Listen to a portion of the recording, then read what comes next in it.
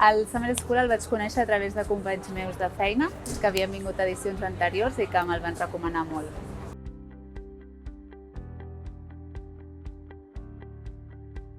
Com a professional m'ha ajudat molt a veure les diferents perspectives des de l'administració pública, sobretot, de com es gestiona tots els fàrmacs i també l'opinió dels pacients, sobretot, i això és el que m'enduc per poder seguir treballant.